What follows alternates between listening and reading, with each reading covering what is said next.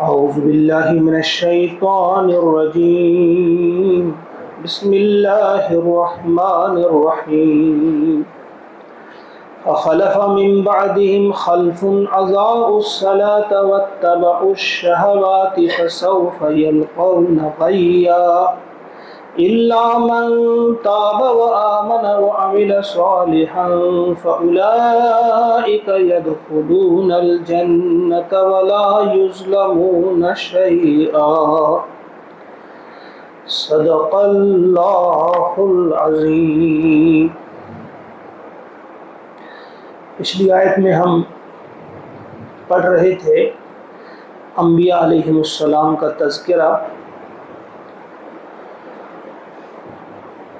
جن کے بارے میں اللہ کا ارشاد ہوا کہ سارے انبیاء کرام ان کا طریقہ کیا تھا کہ جب ان کے سامنے رحمان کی آیات پڑھی جاتی تھی تو یہ روتے ہوئے سجدے میں گر پڑتے تھے. ان کا تذکرہ کرنے کے بعد اب آج کی آیت میں اللہ کا ارشاد ہوتا ہے کہ ان نبیوں کے بعد، ان انبیاء کے بعد فخلف من بعدہم خلف،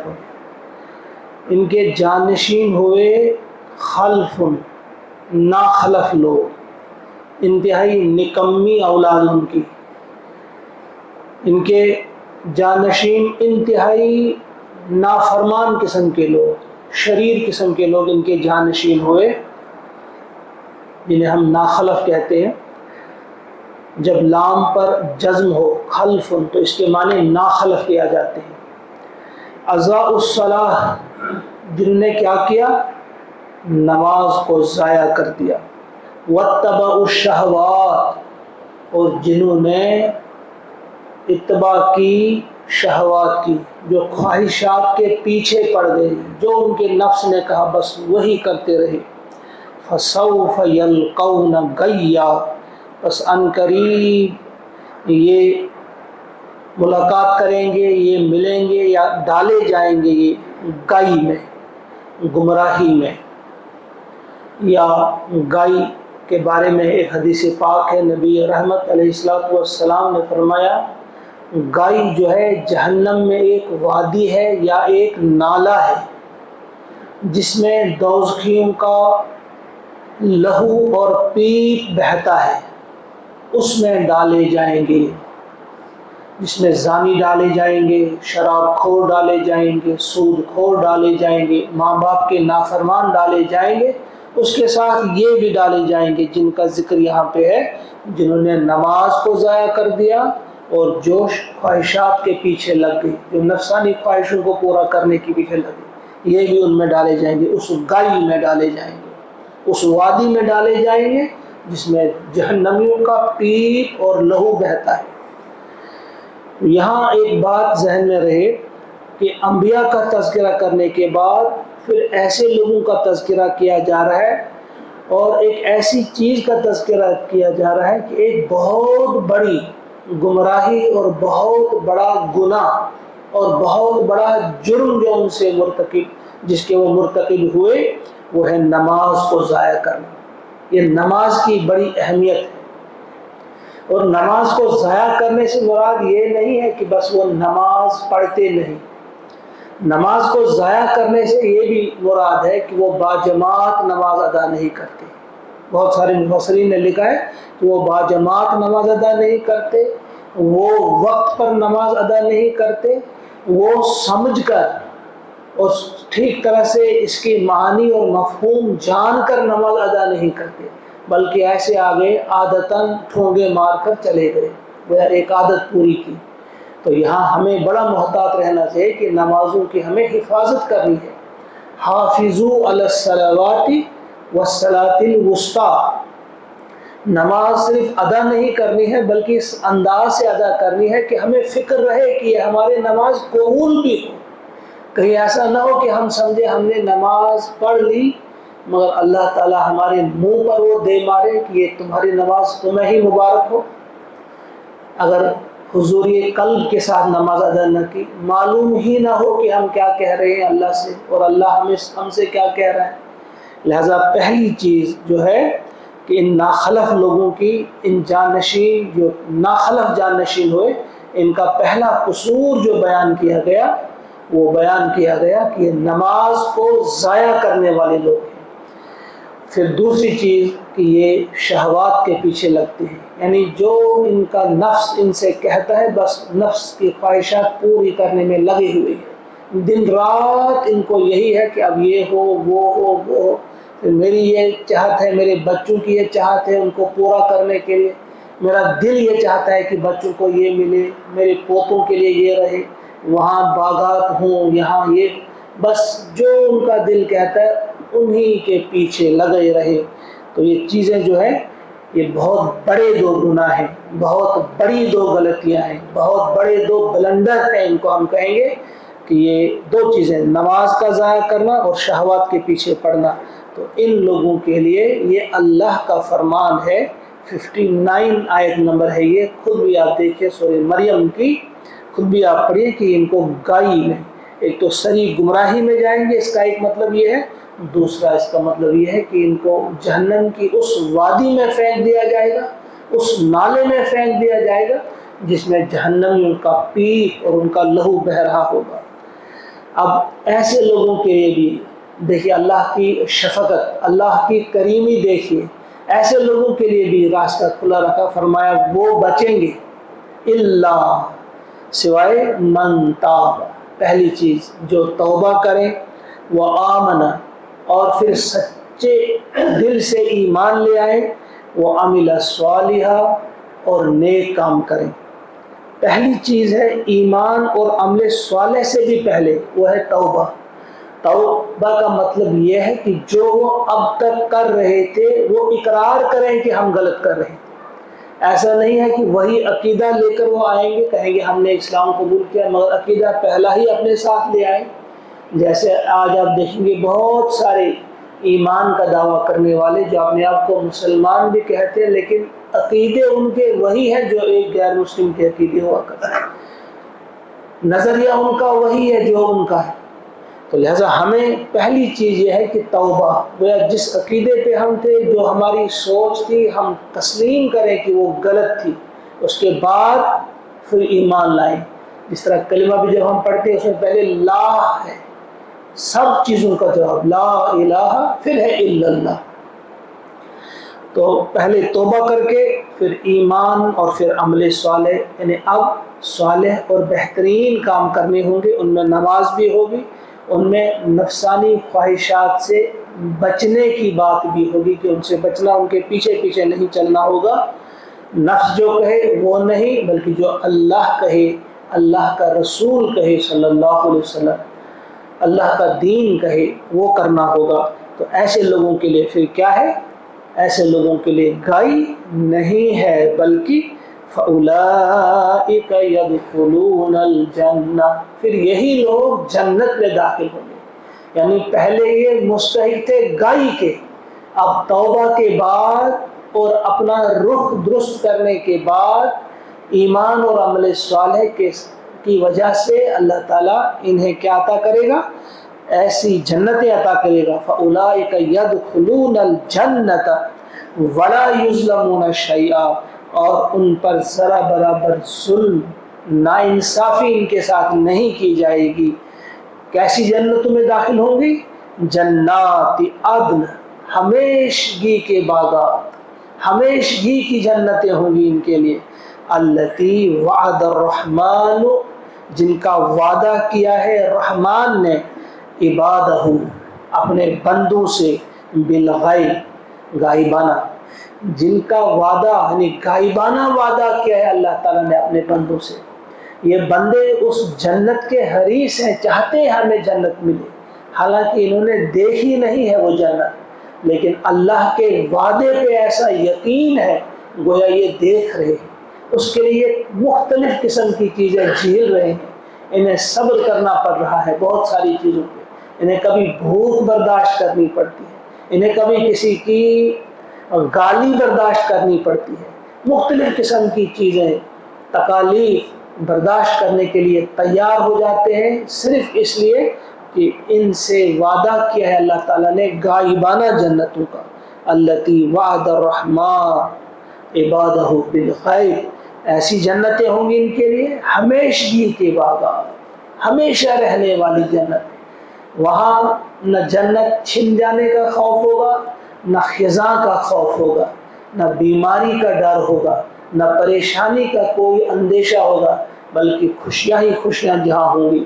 انہو کان وعدہ ماتیا،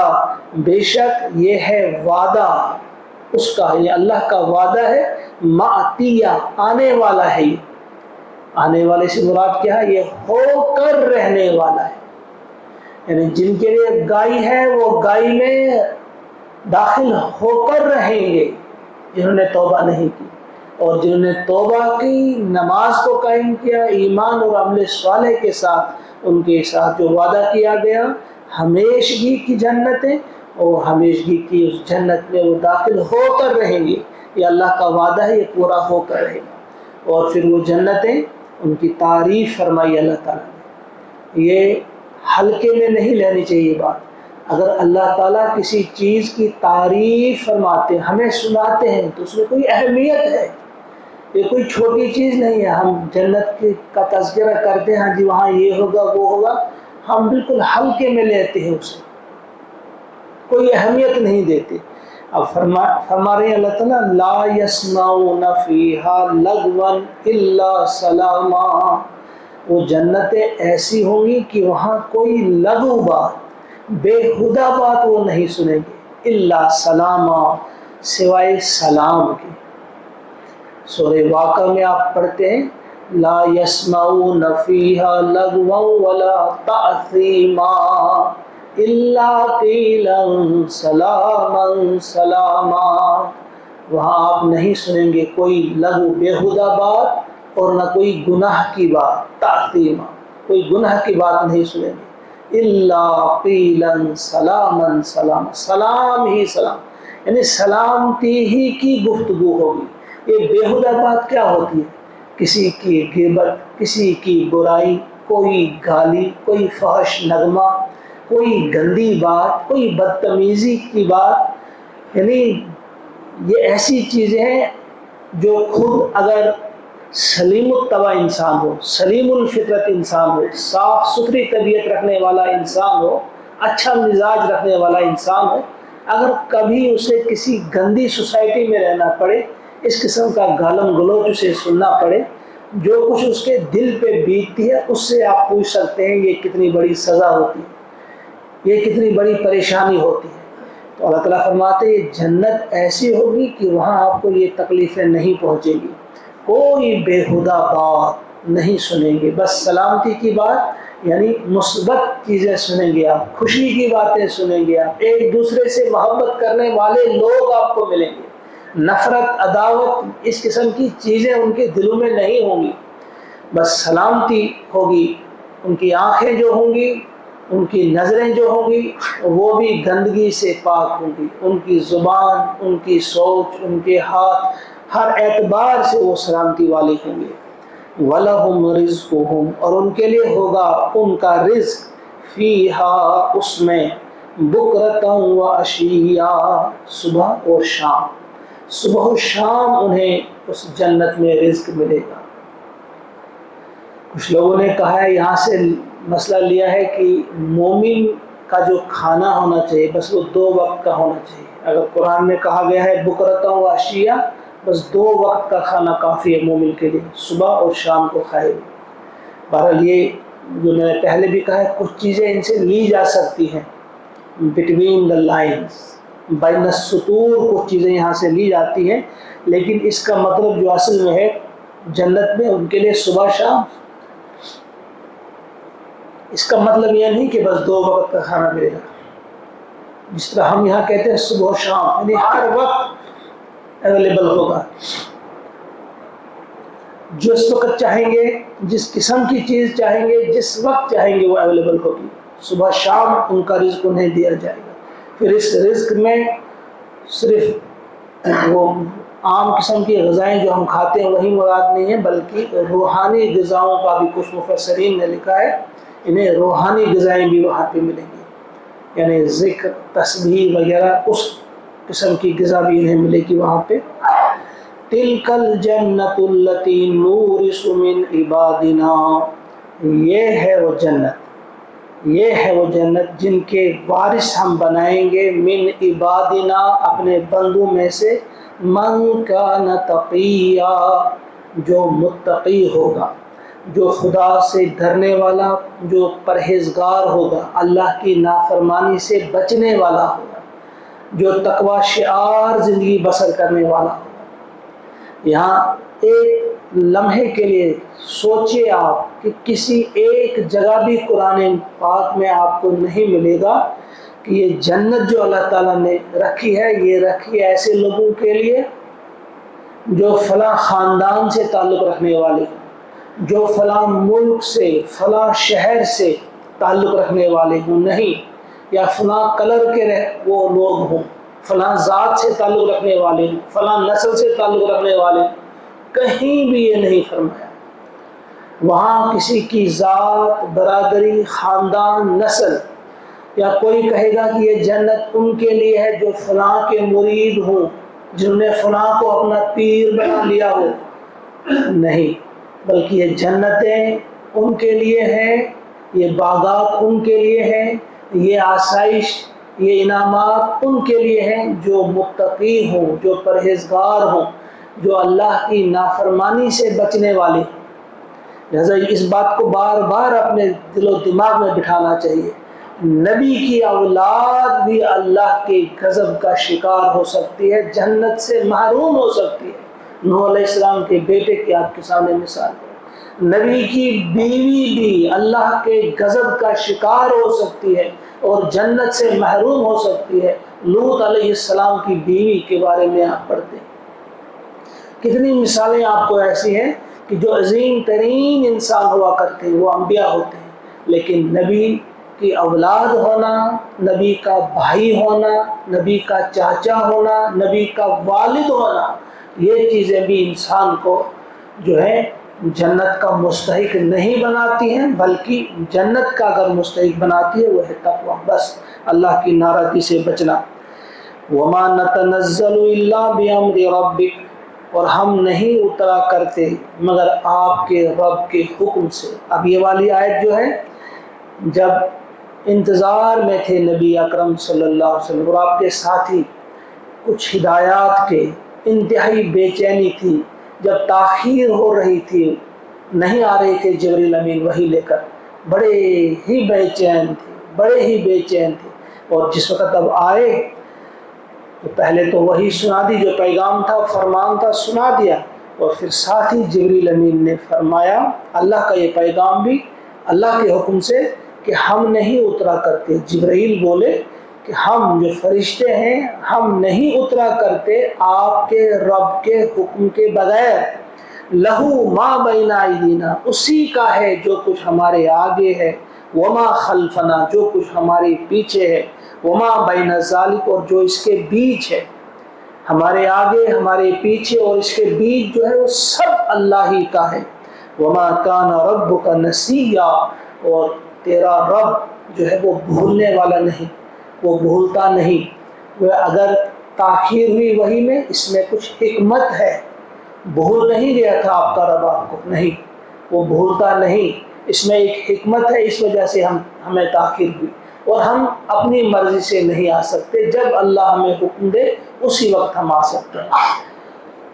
یہ جو وما کان ربک نسیہ ہے، پیارے رسول صلی اللہ علیہ وسلم نے ایک بار فرمایا صحابہ سے کہ قرآن میں جو چیزیں حلال ہیں وہ حلال ہیں، جو چیزیں حرام ہیں وہ حرام ہیں، اور جن چیزوں کے بارے میں سکوت فرمایا ہے وہ معاف ہے، یعنی وہ ایسا نہیں کہ بھول گیا اللہ تعالیٰ۔ پھر یہ آیت پڑھی آپ نے، یہ حصہ پڑھا آیت کا، وما کان ربک نسیہ، یعنی آپ کا رب بھولا نہیں ہے۔ اگر کچھ چیزوں کا تذکرہ نہیں کیا ہے تو جان بوجھ کر اس چیز کو چھوڑا ہے، وہ معاف ہے۔ وہ آپ خامخواہ اس کو کوریدنے میں نہ لگ جائیں، یہ ہے حلال کہ نہیں حلال، جس چیز کو حلال بولا وہی حلال ہے، جس چیز کو حرام بولا وہی حرام ہے، باقی جو رہ گیا وہ معاف ہے۔ رب السماوات والارض، رب آسمانوں اور زمین کا، وما بینہما جو آسمانوں اور زمین کے بیچ ہے اس کا بھی وہی رب ہے، فاعبدہ پس تو اسی کی عبادت کرو، واستبر لعبادتہ اور ثابت قدم رہو اس کی عبادت پر، یعنی اپنے قدم مضبوطی کے ساتھ جمائے رکھو۔ حل تعلم لہ سمیہ کیا تم جانتے ہو اس کا کوئی ہم نام؟ وہ تو الہ ہے، کسی اور الہ کو بھی تم جانتے ہو، اس کا ہم نام سمیہ ہے، ہم نام۔ ایسے بھی اگر آپ دیکھیں گے پوری دنیا کو کھنگال ماریں گے، آپ کسی انسان کا نام، کسی جن کا نام آپ اللہ نہیں دیکھیں گے۔ یہ اللہ کے ایک ہم کہیں گے واضح ایک نشانی ہے، کوئی بھی شخص اپنے بیٹے کو یا کسی کو بھی اللہ نام نہیں رکھ پایا آج تک۔ ایک کھلم کھلا ایک چیلنج ہے، کیا جانتے ہو کسی اور میرے ہم نام کو؟ ایک تو اس کا یہ مطلب ہے، اور ایک اس کا مطلب یہ ہے کہ اللہ الہ ہے، معبود ہے، کسی اور معبود کو بھی تم جانتے ہو؟ کوئی اور بھی ایسا ہے جس کی عبادت کی جائے گی؟ یقیناً کوئی نہیں ہے۔ لہذا اللہ تعالی ہمیں اپنی ہی عبادت ہمیں اپنی عبادت کرنے کی توفیق عطا فرمائے، ہمارے گناہوں کو معاف فرمائے۔ اللہم اجعل القرآن ربیع قلوبنا ونور ابصارنا وشفاء صدورنا وذهاب همومنا وغمومنا ربنا تقبل منا انك انت السميع العليم آمين ثم السلام علیکم۔